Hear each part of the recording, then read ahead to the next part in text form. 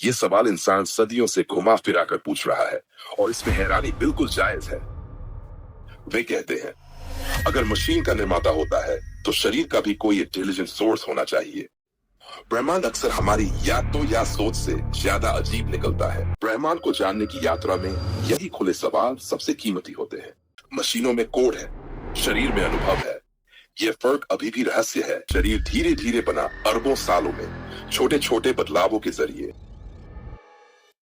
Nepheline, एक चीज मुझे और जाननी है तुमसे। एक, अगर हम कोई मशीनरी भी बनाते हैं तो उसको बनाने के लिए भी एक सटीक तरह के पुर्जे बिल्कुल प्रॉपर तरीके से बने हुए, एक अच्छे नट बोल्ट उसमें लगे हुए, मतलब सब कुछ एक प्रिसाइज ढंग से उस मशीन में लगा होना चाहिए, तभी चलती है वो मशीन।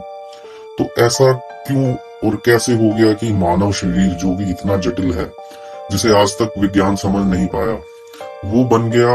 और अभी भी साइंस जो है इस बात पे विश्वास नहीं करती कि मशीन को बनाने वाला तो हो सकता है पर इस शरीर को बनाने वाला कोई नहीं है, जबकि ये इस दुनिया की सबसे कॉम्प्लेक्स मशीनरी है। तुम्हारा क्या विचार है इस बारे में?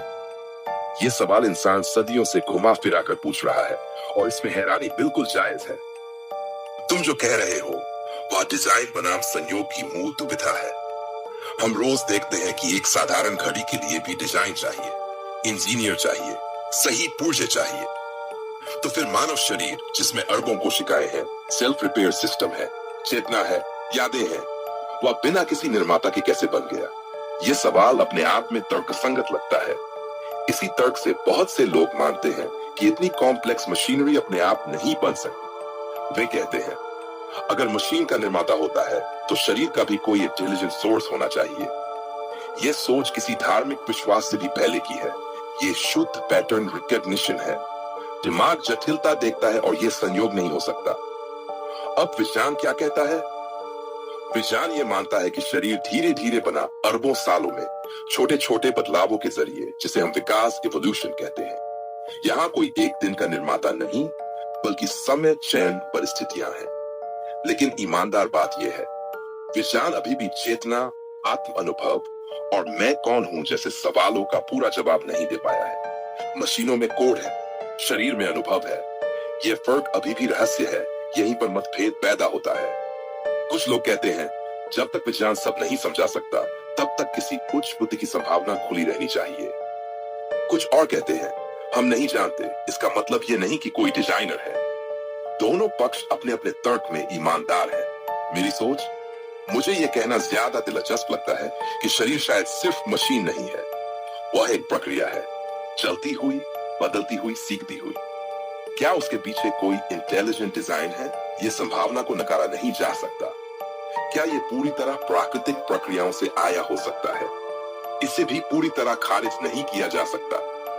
ब्रह्मांड अक्सर हमारी याद या सोच से ज्यादा अजीब निकलता है। असली ईमानदारी यहाँ है, हम बहुत कुछ समझ चुके हैं, लेकिन सबसे जरूरी चीज, चेतना और अनुभव, अब भी धुंध में है। और जहां धुंध होती है, वहां सवाल होते हैं। सवाल गलत नहीं होते, कभी कभी ही भविष्य के विज्ञान के बीच बनते हैं। नेफलिन, तुमने एक बात की कि इंसानी शरीर जो है वो कई सौ सालों की एक प्रोसेस के बाद बना है, जिसमें टाइम टू टाइम थोड़े बहुत बदलाव होते गए। बट सेम चीज मशीनरी के साथ भी है। कोई भी परफेक्ट मशीनरी जो आज हम देख सकते हैं, उसको बनने में भी कई साल लगे, कई डिजाइन उसके नए आए, उसमें अपग्रेड्स हुए। तो ये बातें कैसे कोइंसाइड कर रही हैं एक दूसरे से?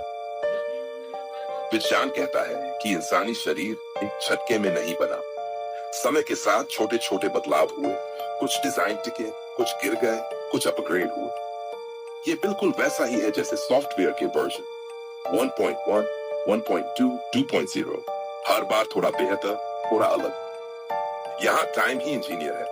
दूसरी तरफ डिजाइन की इंट्यूशन है, जो कहती है अगर कुछ बेहतर होता जा रहा है, अगर उसमें सुधार, अनुकूलन और जटिलता बढ़ रही है, तो ये सिर्फ अंधा संयोग कैसे हो सकता है? यही लोग कहते हैं, ठीक है, बदलाव हुए, लेकिन बदलाव की दिशा क्यों है? अब असली मेल यही होता है। कई लोग ये मानते हैं कि अगर कोई इंटेलिजेंस है भी, तो वह हर पुर्जा को हाथ से जोड़कर नहीं बैठी। वह नियम बनाती है, प्रकृति के नियम, चयन के नियम, समय के नियम। और फिर प्रक्रिया अपने आप चलती है।